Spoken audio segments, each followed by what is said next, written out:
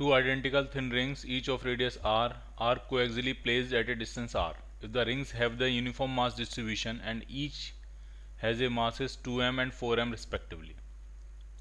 दो identical ring है, दोनों को कोएक्सियली रखा है और उनके सेंटर टू सेंटर डिस्टेंस जो है वो r दी हुई है और उनकी रेडियस भी r है। ठीक है, तो जरा एक डायग्राम बनाते हैं। मान लिया सिचुएशन ये है कि ये एक्सिस है और दो रिंग्स इस एक्सिस पर रखी हुई हैं। एक रिंग यहाँ है और एक रिंग यहाँ है, दोनों की रेडियस सेम है। ये डिस्टेंस भी r है, इनकी रेडियस भी r है। ये डिस्टेंस जो है वो भी r है और ये जो रेडियस है इनकी वो भी r है। मासेज अलग अलग हैं। एक का मास जो है वो 2m मान लेते हैं और एक का मास जो दिया है वो 4m दिया हुआ है आपको। एक का मास 2m दिया, एक का मास 4m दिया। Then the work done in moving a mass m from the centre of one ring to that of other. ठीक है, अब हमारे पास एक अलग मास है स्मॉल m और उसको हम एक रिंग के सेंटर से मूव करा के दूसरे रिंग के सेंटर पे लेके जा रहे हैं और ये पूछ रहे हैं वर्क डन कितना होगा। ठीक है, आपसे ये पूछ रहे हैं वर्क डन कितना होगा। तो इस तरह की सिचुएशन में बहुत ही सिंपल कंसेप्ट है कि जो वर्क डन होता है बाई एक्सटर्नल एजेंट वो होता है जिस मास को मूव करा रहे हो इनटू फाइनल पॉइंट का पोटेंशियल माइनस इनिशियल पॉइंट का पोटेंशियल। हम स्लोली मूव करा रहे हैं। ठीक है, तो जो भी वर्क डन होगा वो इंक्रीज इन पोटेंशियल एनर्जी के बराबर होगा और इंक्रीज इन पोटेंशियल एनर्जी किसके बराबर होगी? Mass into final potential. तो मास इनटू फाइनल पोटेंशियल ये बन जाएगी उस मास की फाइनल पोटेंशियल एनर्जी और मास इनटू इनिशियल पोटेंशियल करेंगे तो ये बन जाएगी उस मास की इनिशियल पोटेंशियल एनर्जी। पूरे सिस्टम की एनर्जी हम यहाँ नहीं ले रहे हैं, यहाँ सिर्फ उस मास की बचे हुए पूरे सिस्टम के साथ एनर्जी ले रहे हैं। तो ये बेसिक कंसेप्ट होता है। ठीक है, तो कुल मिला के आपको इस क्वेश्चन में इनिशियल और फाइनल पोटेंशियल लिखना है, तो वो बिल्कुल भी मुश्किल नहीं है। अगर मैं इनिशियल पोटेंशियल लिखूं कि इनिशियल पोटेंशियल कितना होगा, इनिशियल पोटेंशियल मतलब हो गया इस वाले पॉइंट का पोटेंशियल, तो इस रिंग की वजह से होगा और इस रिंग की वजह से इसकी एक्सिस वाला फॉर्मूला लगेगा। तो जब हम एक्सिस वाला फॉर्मूला लगाएंगे तो हमें ये वाली डिस्टेंस चाहिए होगी और ये r और r√2 हो जाएगी। तो मैं पोटेंशियल लिखने जा रहा हूँ इनिशियल पॉइंट का, ये आपका इनिशियल पॉइंट है जिसके हम सेंटर में, उसकी वजह से होगा पोटेंशियल माइनस g, मास कितना है 2m अपॉन r, और जिसके एक्सिस पे लाई करेंगे हम उसकी वजह से होगा पोटेंशियल माइनस जी, मास कितना है 4m, मास जो है वो कितना है 4m अपॉन डिस्टेंस जो है r√2। ये दोनों ही टर्म आपको समझ में आने चाहिए। ये जो पहला वाला टर्म है वो पहली रिंग की वजह से उसके सेंटर ऑफ पोटेंशियल, ये जो दूसरा वाला टर्म है ये दूसरी रिंग की वजह से उसकी एक्सिस का पोटेंशियल, क्योंकि ये जो पॉइंट है वो इस पॉइंट का पोटेंशियल दोनों रिंग की वजह से हमने फाइंड किया। अब इसी तरह से हम फाइनल पॉइंट का पोटेंशियल फाइंड करेंगे दोनों रिंग की वजह से। तो फाइनल पॉइंट में ये जो 4m वाली रिंग है इसका तो सेंटर है, तो सेंटर वाला फॉर्मूला लगेगा माइनस जी, मास कितना 4m अपॉन r, और ये जो 2m वाली रिंग है इसके लिए ये वाला जो पॉइंट है वो एक्सिस पे लाई कर रहा है तो उसके लिए एक्सिस वाला फॉर्मूला लगेगा, तो माइनस जी इंटू 2m अपॉन r√2। तो अब आगे का काम आपको खुद करना है। ये आपका फाइनल पोटेंशियल है, ये इनिशियल पोटेंशियल, इस फॉर्मूले में डालना है, कुछ चीज़ें कॉमन लेनी है। ठीक है, और अंदर कुछ थोड़ा बहुत कैंसिलेशन होगा थोड़ा बहुत, और फिर आपको एक आंसर मिल जाएगा। बिल्कुल ऐसा ही क्वेश्चन जो होता है वो इलेक्ट्रोस्टैटिक्स में भी होता है, बस उसमें फ़र्क इतना होता है यहाँ मासेस दिए हैं तो वहाँ चार्ज होते हैं और यहाँ पे सेंटर में एक मास को मूव करा रहे हैं एक्सिस के अलोंग, वहाँ पे किसी दूसरे चार्ज को मूव करा रहे होते हैं। कंसेप्ट यही होता है, बस मास किससे रिप्लेस हो जाते हैं? चार्ज से। ग्रेविटेशनल पोटेंशियल किससे रिप्लेस हो जाता है? इलेक्ट्रिक पोटेंशियल से।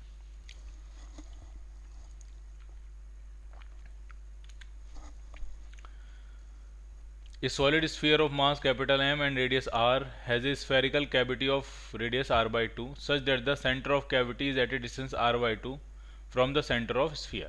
ठीक है, एक सॉलिड स्फीयर है मास m रेडियस r का और उसके अंदर एक स्फेरिकल कैविटी है। ठीक है, उसके अंदर एक स्फेरिकल कैविटी बनाई है हमने जिसकी रेडियस कितनी है r by 2 और उसका सेंटर, कैविटी का जो सेंटर है वो स्फीयर के सेंटर से r by 2 पे है। तो अगर हम इसको ड्रॉ करें तो ये कुछ इस तरह की सिचुएशन होगी। ये मान लिया एक सॉलिड स्फीयर है, यहाँ पे कहीं इसका सेंटर रहा होगा, ये रेडियस बनेगी और इसके अंदर से हमने r/2 को सेंटर मान के एक स्फीयर रिमूव कर दिया। इस तरह की सिचुएशन है। ठीक, ये जो डिस्टेंस यहाँ से यहाँ तक ये डिस्टेंस जो है वो r/2 है। ठीक, और ये टोटल स्फीयर m मास का था जिसकी रेडियस r थी, उसमें r/2 का एक स्फीयर हमने रिमूव कर दिया, यानी अब इतना मास जो है वो बचा है, यहाँ पे ये वाला मास बचा हुआ है।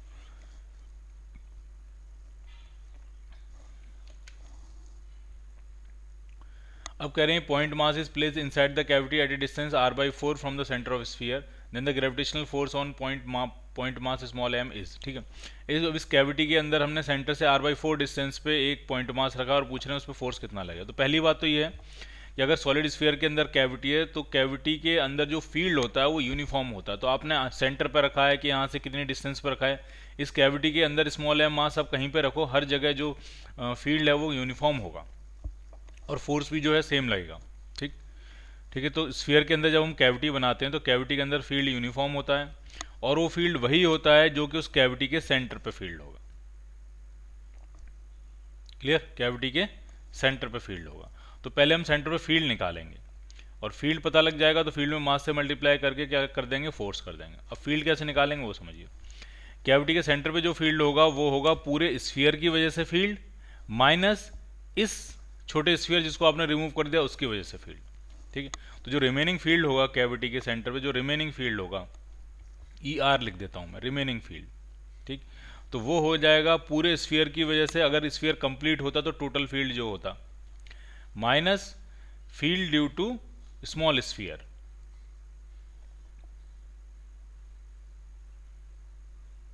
ये रिमेनिंग फील्ड होगा। तो टोटल स्फीयर की वजह से कितना फील्ड होगा, तो वो फॉर्मूला होता है GM/R/r³। तो ये बनेगा G कैपिटल M, R जो है वो सेंटर से डिस्टेंस r/2 है। ठीक है, इस सेंटर से डिस्टेंस, ये वाली डिस्टेंस भी क्या होगी आपकी r/2 अपॉन r³। तो ये तो हो गया आपका टोटल फील्ड। अगर हमने कैविटी रिमूव नहीं करी होती, अगर हमने इसमें से कैविटी रिमूव नहीं करी होती तो पूरे सॉलिड स्फीयर की वजह से, सॉलिड स्फीयर के अंदर सेंटर से स्मॉल r डिस्टेंस पे जो फील्ड होता है उसका फॉर्मूला होता है GM/r अपॉन कैपिटल R³ और स्मॉल r की वैल्यू मैंने डाली है r/2। अब इसमें से क्या माइनस करेंगे, इसमें से इसके सेंटर पे इस स्फीयर की वजह से कितना फील्ड होगा, तो इस स्फीयर की वजह से, छोटे वाले स्फीयर की वजह से इसके सेंटर पे फील्ड तो जीरो होगा। तो ये बनेगा आपका रिमेनिंग फील्ड और इस रिमेनिंग फील्ड में स्मॉल m से मल्टीप्लाई कर देंगे तो फोर्स हो जाएगा। ठीक है, तो फोर्स का फॉर्मूला क्या बनने वाला है फिर, फोर्स, तो फोर्स हो जाएगा small m into G capital M, एक r से r कट जाएगा और नीचे आ जाएगा 2r²। तो आपका जो आंसर बनेगा वो आपका आंसर बनेगा C पार्ट। तो जितना ये मुश्किल लग रहा था उतना मुश्किल है नहीं। फिर से समझो, दो बातें ध्यान रखनी है। अगर किसी सॉलिड स्फीयर के अंदर आपने कहीं कैविटी क्रिएट करी है तो पहली बात, उस कैविटी में इलेक्ट्रिक फील्ड या ग्रेविटेशनल फील्ड जो भी होगा यूनिफॉर्म होगा और वो वही होगा जो उस कैविटी के सेंटर पे होगा। और सेंटर पे कैसे निकालेंगे, सेंटर पे निकालेंगे पूरे स्फीयर की वजह से कितना होगा माइनस उस छोटे स्फीयर की वजह से, और छोटे स्फीयर की वजह से तो जीरो ही होगा क्योंकि वो आप छोटे स्फीयर के सेंटर पे ही खड़े हो। तो कुल जो भी आंसर आता है वो पूरे स्फीयर की वजह से ही आंसर आ जाता है। ठीक, इसलिए आंसर क्या बनेगा इसका, C पार्ट।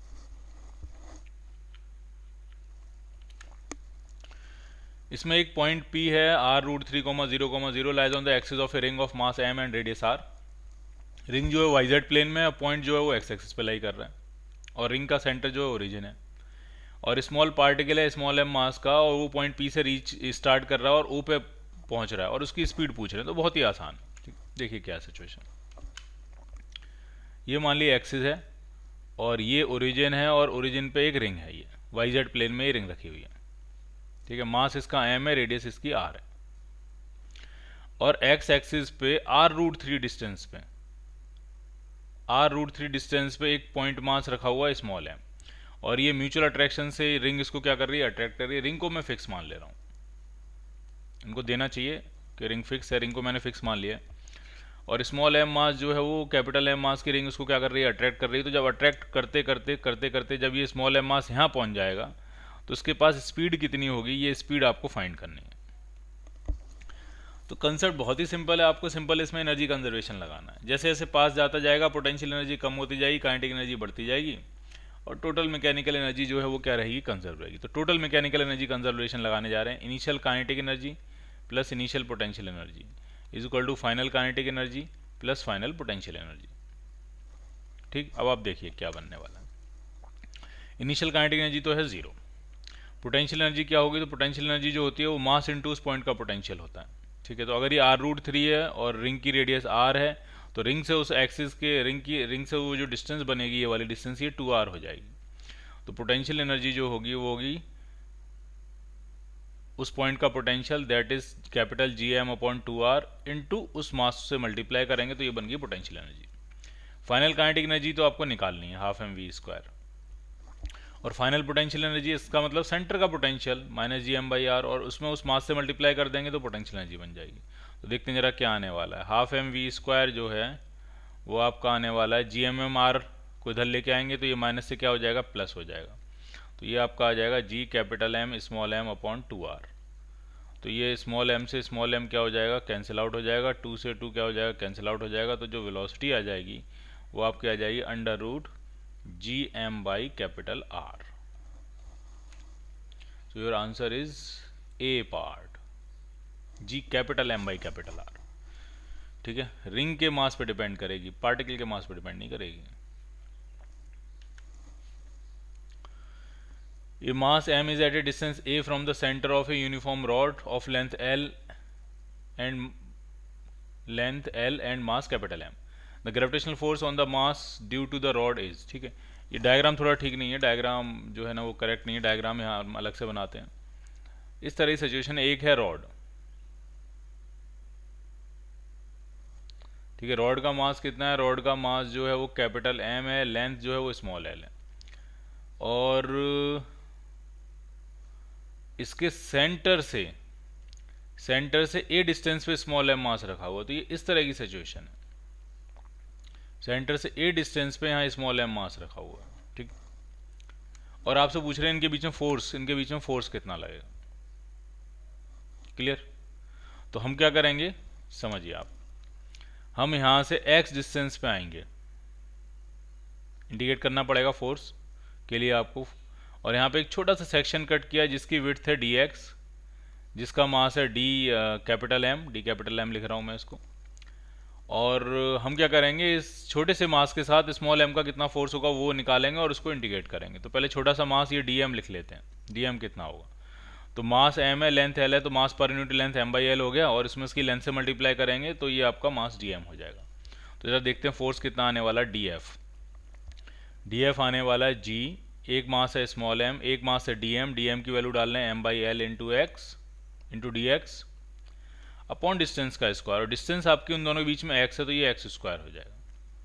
और इसी को अगर हम इंटीग्रेट करेंगे तो ये आपको नेट फोर्स मिल जाएगा। अब इंटीग्रेशन की लिमिट कहाँ से कहाँ तक डालेंगे वो समझने वाली बात है। तो जब रॉड शुरू हुई तब एक्स की वैल्यू क्या होगी, और जब रॉड खत्म हुई तब एक्स की वैल्यू क्या होगी। तो जब रॉड शुरू हुई तो एक्स की वैल्यू होगी ए माइनस एल बाई टू, और जब रॉड खत्म होगी तो एक्स की वैल्यू होगी ए प्लस एल बाई टू। तो लिमिट जो आपकी जाने वाली है वो ए माइनस एल बाई टू से ए प्लस एल बाई टू जाने वाली है। तो देखते हैं कि इंटीग्रेशन के बाहर क्या आ सकता है, उसको बाहर कर लेते हैं। तो G capital M small M तो आ गया बाहर, अपॉन एल भी बाहर आ गया। इंटीग्रेशन के अंदर बच रहा है एक्स की power minus two D x.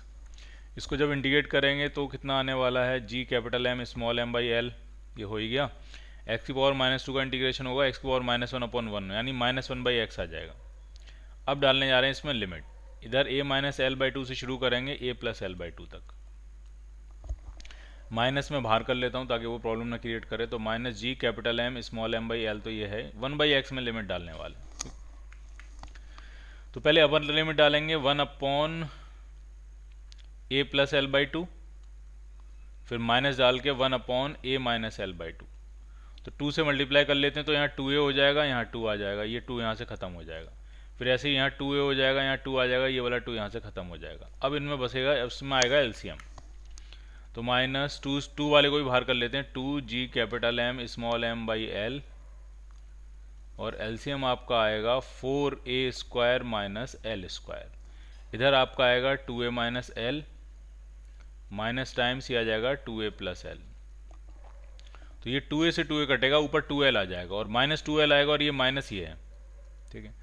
तो G capital M small M by L तो ये है ही, और ऊपर आपका बन गया 4l, और नीचे बन गया आपका 4a square minus L square. So L से एल अगर हम कैंसिल करेंगे तो ये आपको आंसर मिल जाएगा 4g mm upon 4a square minus L square. So your answer is B part answer आपका मैच करेगा।